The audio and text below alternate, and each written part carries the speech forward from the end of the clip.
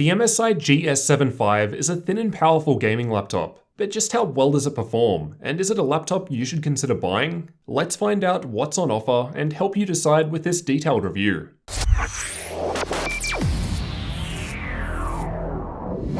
Starting with the specs, I've got the 8SG model, which has an Intel i7-8750H CPU, 80W NVIDIA RTX 2080 Max-Q graphics, 32GB of memory running in dual channel, two 512GB M.2 NVMe SSDs in a RAID 0 array, and a 17.3-inch 1080p 144Hz IPS level screen. For network connectivity, it's got Gigabit Ethernet, 802.11 AC Wi-Fi, and Bluetooth 5. There are a few different configurations available though, such as newer 9th gen CPUs or different graphics. You can find examples and updated prices linked in the description. The whole laptop is solid metal and it feels very well built and premium. The lid is matte black with a golden MSI logo, while the interior is also all black and metal, with no sharp corners or edges anywhere, it's all smooth. Aside from the black finish, it's also got golden copper edges and trims. The weight of the laptop is listed at 2.25 kilos, and mine was just a little above this. With the 230W power brick and cables for charging, the total weight rises to just below 3.2 kilos.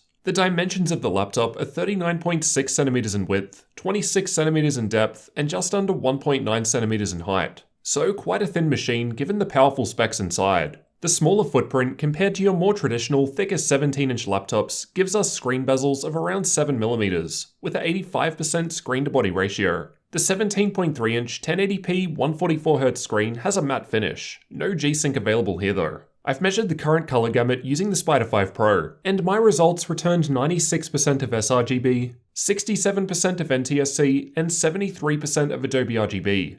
At 100% brightness in the center, I measured 414 nits, with a 1030:1 contrast ratio, so above average results for a gaming laptop, and noticeably brighter compared to the standard 300 nits you usually get. Backlight bleed wasn't too bad in this worst case test. However, I never actually noticed anything during normal use while viewing darker content, though results will vary between laptops and panels. There was only a bit of screen flex. The panel felt sturdy as it's solid metal, and the hinges are out towards the far left and right corners, which further aids stability. Absolutely no problems at all opening it up with one finger, demonstrating an even weight distribution, so no problems using it on my lap. Despite the thinner bezel, MSI have still included the 720p camera above the screen.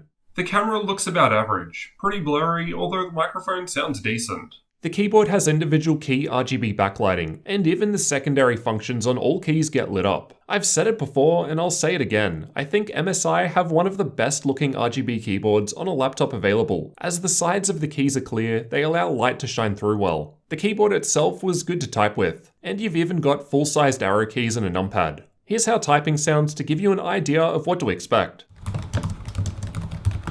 Keyboard flex was minimal. It felt quite solid even while pushing down hard. There was a little more flex in the wrist rest areas, but definitely no issues during normal use. The touchpad has precision drivers and felt extremely smooth to the touch. It clicks down anywhere, though it was a bit harder to press down towards the top. The touchpad is also extra wide, and for the most part, this didn't cause any issues. However, if I placed my right hand a bit closer to the middle while typing, I would start clicking while typing. This seems to be possible as the touchpad is centered while the keyboard is offset to the side, pushed over a bit due to the numpad. Fingerprints and dust show up easily on the matte black interior and lid. However, as both are smooth surfaces, they were easy to wipe off. On the left, there's an air exhaust vent up the back, the power input, Gigabit Ethernet port, and I like the way it's facing, no need to lift the machine up to unplug. USB 3.1 Gen 2 Type A port, micro SD card slot, and 3.5mm microphone and headphone jacks.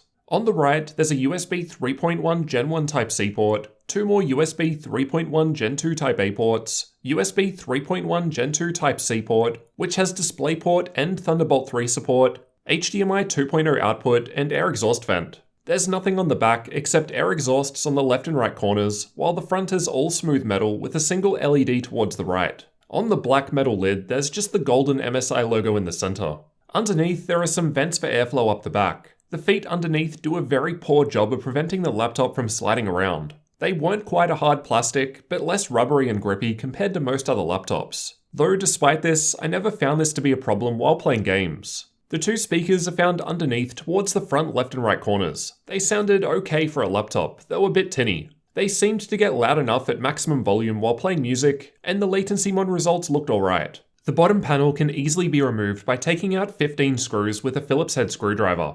Once inside, you'll immediately notice the motherboard is flipped, so if you want to get to the RAM, you'll have to disconnect the motherboard. Otherwise, from here, we've got easy access to the battery and 3 M.2 slots, 2 of which support both SATA and PCIe storage, while the third is SATA only. And I must admit, this was refreshing to see compared to, say, the Asus GX701, which, while also being a 17-inch machine, only has 1 M.2 slot. Powering the laptop is a 4-cell 82 Wh battery. I've tested it with the screen brightness at 50%, background apps disabled, and all keyboard lighting off. While just watching YouTube videos, it lasted for 5 hours and 25 minutes. A decent result. It was using the Intel integrated graphics thanks to NVIDIA Optimus. While playing The Witcher 3 with medium settings and NVIDIA's battery boost set to 30 FPS, the battery lasted for 1 hour and 45 minutes. However, with 28% battery remaining after the first hour and 16 minutes, the frame rate dipped to 18 FPS. The battery life seemed alright given the specs, though it appears once the battery gets low, it isn't capable of providing the same levels of performance.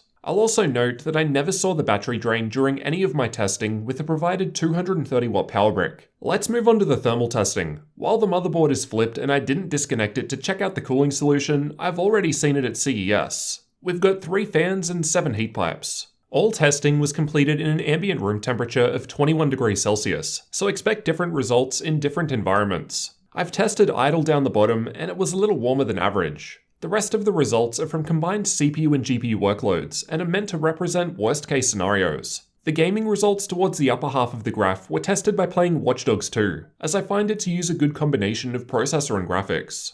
The stress test results shown on the lower half of the graph are from running the Ada64 CPU stress test and Heaven GPU benchmark at the same time to fully load the system. In all cases, I've used the turbo profile for best results, and this does overclock the graphics by 100 MHz on the core and 200 MHz on the memory.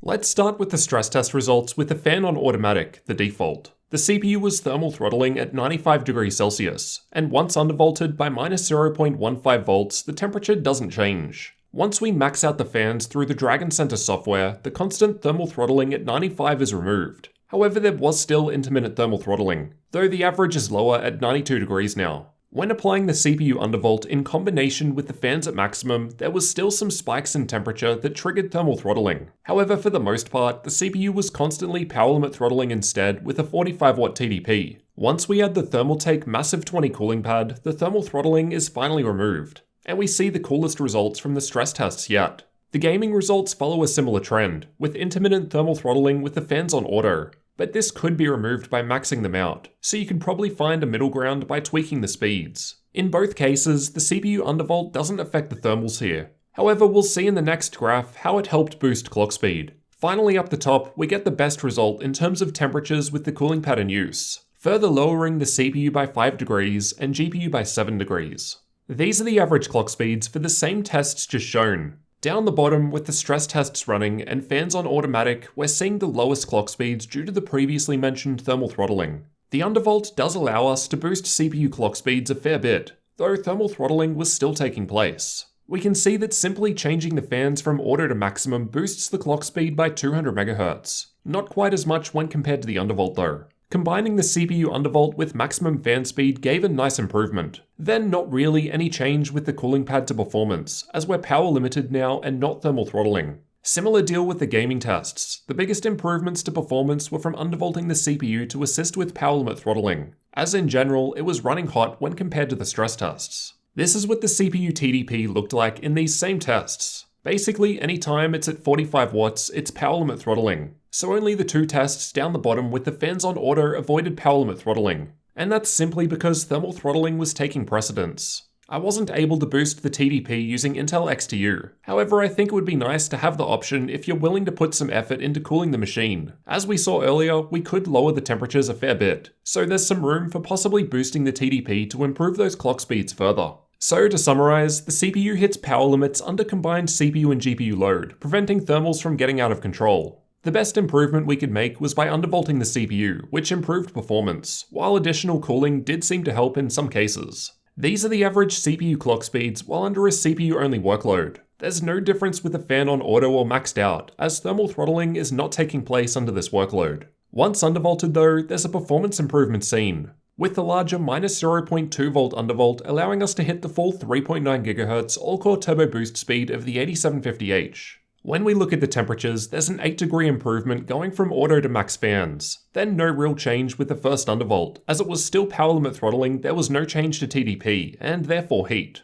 The temperature drops 1 degree with the bigger undervolt applied, as it was able to avoid power limit throttling. In most tests, we were hitting the 45 watt TDP. Only the -0.2 volt undervolt down the bottom was enough to avoid this. And I'll also note I wasn't able to boost the TDP using Intel XTU with the GS75 in CPU-only workloads either. To demonstrate how this translates into performance, I've got some Cinebench CPU benchmarks here. For reference, an i7-8750H without any constraints should average around the 1230 mark for multi-core. So the power limit throttling that I noted in CPU-only workloads was affecting the result, though undervolting does help it a bit. I've also got the results from the newest Cinebench R20, and similar deal. Full performance wasn't reached due to power limit throttling. Even if I take the undervolt further, it was still over 300 points below the other laptops tested, demonstrating an overall lack of CPU performance.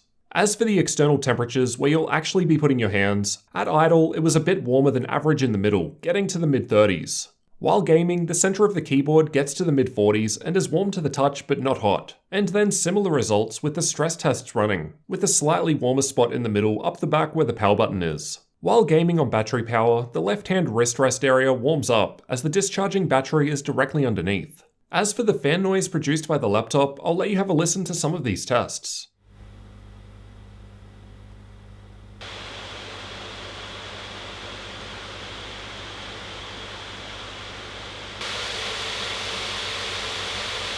At idle with the fans on auto, it was only just audible. While gaming or with the stress tests running and the fans still on auto, there's not much real difference. And at this point, it's actually a bit quieter than most other gaming laptops I've tested. The compromise, as we saw earlier, is of course thermal throttling in these same workloads. With the fan at maximum speed, it does get quite loud. However, the fan can be adjusted at different levels through the MSI Dragon Center software. Overall, the MSI GS75 runs on the hotter side out of the box with the fans on auto, resulting in thermal throttling while under worst case combined CPU and GPU stress test. This could easily be reduced by raising the fan speed though. And to be fair, I think it's good to at least have the option of running the machine quieter if you want to have the choice. Once we boost the fan speed and start undervolting to reduce the temperatures, we start reaching the 45 watt TDP limitation of the CPU.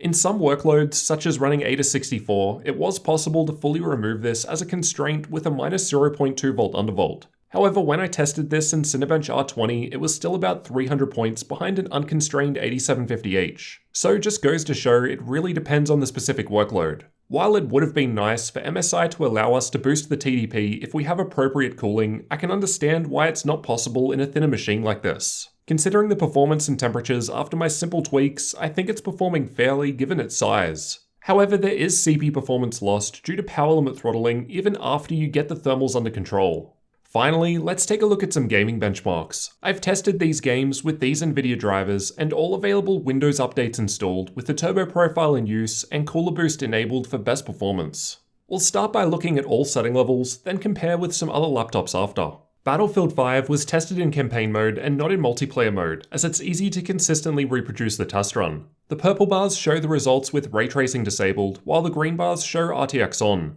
The RTX results weren't great at Ultra, but it was still playable. But for this game, I'd want higher FPS and stick to RTX off at Ultra, which both looks and performs better than RTX on at low. Apex Legends was tested with either all settings at maximum or all settings at the lowest possible values, as it doesn't have predefined setting presets. It played well even with everything maxed out, averaging just below 100 FPS. Although it was possible to improve average FPS by 36% with all settings at minimum. Shadow of the Tomb Raider was tested with the built-in benchmark. The results from this test were very good at higher settings. The 80W 2080 Max-Q is actually outperforming other 90W 2080 Max-Q laptops I've tested, but we'll compare this soon. Far Cry New Dawn was tested with the built-in benchmark. In this test, almost 80 FPS averages were possible at Ultra, but for comparison, a 2060 laptop I just tested reached 75 FPS in that same test. Fortnite was tested with the replay feature. Even with max settings, close to 150 FPS was possible in this seemingly well-optimized game, with above 100 for the 1% low, so it's running very nicely. Overwatch is another well-optimized game. Again, even maxed out at epic settings, it was running with extremely high frame rates, no problem. Assassin's Creed Odyssey was tested with the built-in benchmark. The results are okay, but at lower settings, the averages are noticeably lower compared to other laptops with lower specs, as this is a CPU-heavy test. CSGO was tested using the Euletical FPS benchmark, and like always, high frame rates were coming out of this test. That said, the results weren't much better than a 2060 laptop. A bit better at higher settings, likely due to being more GPU bound, but for the most part, I think this is a pretty CPU-heavy test. Rainbow Six Siege was tested with the built-in benchmark, and is a game I've found to benefit from Nvidia's new Turing architecture. Even with ultra settings, over 150 FPS was achievable in this test. PUBG was tested using the replay feature, and over 100 FPS was possible even with the settings maxed out at ultra. However, the results aren't too different from other lower spec machines I've tested. Dota 2 was tested playing in the middle lane with an average amount of action going on, and it was running very smoothly without any problems at all. Even ultra settings were capable of 140 FPS in this game. Though again, like CSGO, not that much better than a 2060 laptop. Again, likely due to CPU performance. Watch Dogs 2 is a resource-intensive game, although I still found it to play perfectly fine even with ultra settings. With a stable 30 FPS, to me it runs fine, and due to the high-end specs in this machine, we're averaging 60 FPS at ultra. The Witcher 3 was running well with HELX disabled, and played great with ultra settings in my test at above 100 FPS, which I think is plenty for this game. I've tested 20 games in total on the MSI GS75 in the dedicated gaming benchmark video. Check the card in the top right corner if you're after more results. Let's also take a look at how this config of the MSI GS75 compares with other gaming laptops to see how it stacks up. Use these results as a rough guide only, as they were tested at different times with different drivers. In Battlefield 5, I've got the GS75 up the top in red, and it's actually doing quite well here, coming in at second place out of all these laptops I've recently tested, despite using the 80-watt variant of the 2080 Max-Q. The Asus GX701 still has the lead, as I tested with G-Sync enabled so it can bypass Optimus and perform better. Here are the results from Far Cry 5 with ultra settings in the built-in benchmark. In this test, the GS75 was behind all of the other 2080 Max-Q laptops. Though keep in mind, those are the more powerful 90-watt versions, so they're expected to go better, while again the GX701 takes the lead due to G-Sync. These are the results from Shadow of the Tomb Raider with the built-in benchmark at highest settings. And in this one, the GS75 was performing quite well again, ahead of both the Razer Blade and Alienware M17 with 90-watt 2080 Max-Qs, and only just barely behind the GX701. While these results here look good, these are at maximum settings where we're more GPU bound. In many of the games tested at lower settings, there appears to be performance loss due to the lower CPU performance discussed earlier. This is why some games that are more CPU bound weren't performing too differently from other laptops with 2060 graphics. Otherwise, overall at higher settings, as we just saw, the GS75 does perform very well, sometimes beating the 90-watt 2080 Max-Q competition. And to be fair, with top-end specs like this, you'd be more likely to use those higher settings anyway. Now for the benchmarking tools. I've tested Heaven, Valley, and Superposition from Unigine, as well as Firestrike, TimeSpy, Port Royal, and VRMark from 3DMark. Just pause the video if you want a detailed look at these results. As we saw earlier, we've got the option of making some changes to improve performance, so let's see how these changes actually help in gaming. Far Cry 5 was tested using the built-in benchmark at 1080p. I'll note that the stock settings were still tested with turbo mode enabled, so technically the GPU was already overclocked. At ultra settings, there was a 4.6% improvement to average FPS with the changes in place, with a smaller 3.5% boost to 1% low. This varies depending on the settings, but it does clearly show we can improve the performance in games with some simple tweaks. I've used Crystal Diskmark to test the storage, and remember, I've got two 512GB NVMe M.2 SSDs in a RAID 0 array, so we're getting very nice read and write performance. Unfortunately, I wasn't able to test the microSD card slot as I don't have one available for testing. For updated pricing, check the links in the description, as prices will change over time. At the time of recording, in the US, the MSI GS75 gaming laptop with these same specs is going for $3,000 US, while here in Australia, we're looking at 4,600 Australian dollars. At this price range, with these specs and thin form factor, competition would be things like the Razer Blade at $300 more, or the Asus Zephyrus S, which is actually currently a bit less at the moment. Though all have their own pros and cons, which I'll cover in depth in future comparison videos. So if you're new to the channel, get subscribed for those. So what did you think about MSI's new GS75 gaming laptop? Well, mostly still new, I guess.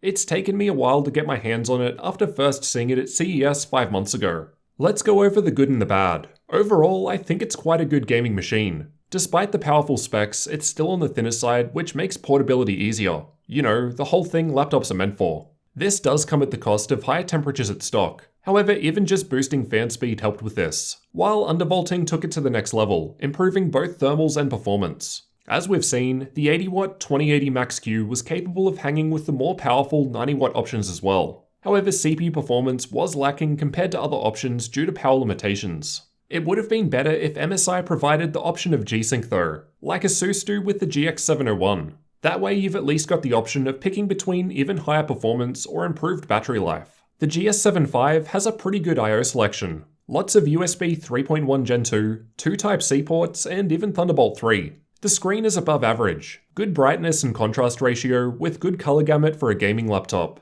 I'd happily use it for video editing, no problem. The battery is a decent size, though once it got low while gaming, performance did suffer. While the keyboard looks good visually, it may be hard for some to type on given the wide touchpad, as accidental clicks can happen. The flipped motherboard isn't optimal for upgradability. I can only assume there was some restriction with the design that required this. Otherwise, we do at least have easy access to the 3M.2 slots. Yes, that's right, 3M.2 slots. Most laptops have 2 if you're lucky, so that's great if you need plenty of storage. So with all of that in mind, let me know what you guys thought about the MSI GS75 gaming laptop down in the comments. And let me know what comparisons with it you want to see. And as always, if you're new here, make sure you get subscribed for future tech videos like this one.